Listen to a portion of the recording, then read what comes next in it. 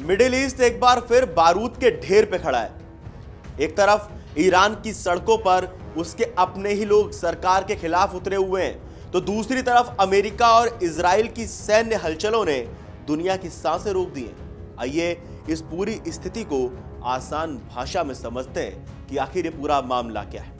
सबसे पहले जान लेते हैं कि ईरान के भीतर क्या हो रहा है। ईरान में पिछले 2 हफ्तों से जो हो रहा है उसे जनता का गुस्सा कह सकते हैं। 28 दिसंबर को शुरू हुए ये प्रदर्शन अब तेहरान और मशहद जैसे बड़े शहरों तक फैल चुके हैं। वजह क्या है? सबसे बड़ी वजह है पेट और जेब। ईरान की करेंसी रियाल मिट्टी के भाव बिक रही है और पाबंदियों की वजह से अर्थव्यवस्था चरमरा गई है। लोग महंगाई और बेरोजगारी से परेशान होकर सड़कों पर हैं, लेकिन सरकार का रुख नरम नहीं है। मानवाधिकार समूहों का कहना है कि अब तक 100 से ज्यादा लोग मारे जा चुके हैं। इंटरनेट और फोन सेवाएं बंद कर दी गई हैं ताकि प्रदर्शनकारी एक दूसरे से जुड़ ना सकें। सरकार ने तो यहां तक कह दिया है कि प्रदर्शन करने वाले भगवान के दुश्मन हैं, जिसकी सजा मौत भी हो सकती है। अब यहां पे सवाल ये उठता है कि इजराइल में तैयारी क्यों हो रही है? ट्रंप का क्या एंगल? अमेरिका क्या चाहता है? तो ट्रंप का जो है वो फ्रीडम मैसेज है और अमेरिका की तैयारी पे ही बात करेंगे। इसी बीच अमेरिकी राष्ट्रपति डोनाल्ड ट्रंप ने सोशल मीडिया पर एक पोस्ट डाली जिसने आग में घी डालने का काम किया। ट्रंप ने लिखा कि ईरान आजादी की तलाश में है, अमेरिका मदद के लिए तैयार है। इस एक मैसेज ने पूरी दुनिया में हलचल मचा दी। जानकारों का मानना है कि यह ईरान के अंदरूनी मामलों में अमेरिकी हस्तक्षेप का खुला संकेत है। खबरें यह भी हैं कि ट्रंप को सैन्य विकल्पों की ब्रीफिंग दी जा चुकी है, जिसमें ईरान के कुछ खास ठिकानों पर हमले की योजना शामिल है। हालांकि अभी तक फाइनल बटन नहीं दबाया गया है।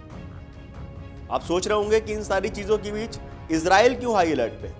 तो इजराइल इस पूरी कहानी में सबसे ज्यादा सतर्क है। इसकी 4 बड़ी वजहें।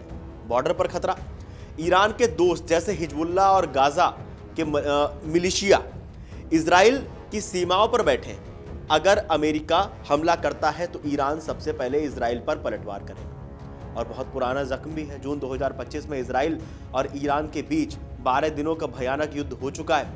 इजराइल नहीं चाहता कि वो मंजर फिर से दोहराया जाए। अनिश्चितताएं भी हैं इसमें।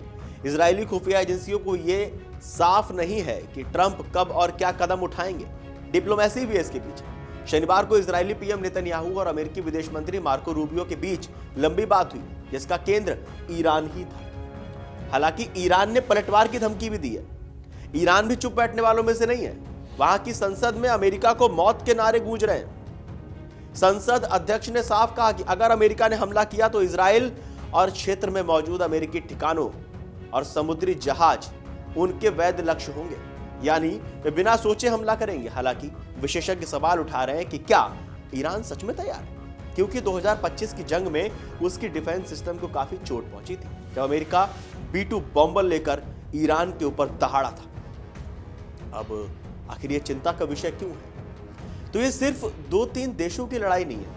अगर यहां युद्ध छिड़ता है तो दुनिया भर में तेल की कीमतें आसमान छू सकती हैं। भारत और चीन जैसे देशों की अर्थव्यवस्था पर भी बुरा असर पड़ सकता है। हिजबुल्लाह और हूती जैसे गुट सक्रिय हो जाएंगे, जिससे पूरा क्षेत्र अस्थिर हो जाए। फिलहाल पूरी दुनिया की नजरें व्हाइट हाउस और तेहरान की सड़कों पर टिकी हैं। क्या ट्रंप हमला करेंगे? क्या ईरान की सरकार झुक जाएगी या फिर एक और बड़ा युद्ध शुरू होगा? अगले कुछ दिन बहुत महत्वपूर्ण रहने वाले हैं। आप लोगों को क्या लगता है इस पूरे विषय को लेकर? हमें कमेंट करके जरूर बताएं और देश और दुनिया की तमाम बड़ी खबरें जानने के लिए देखते रहिए अमर उजाला। एक और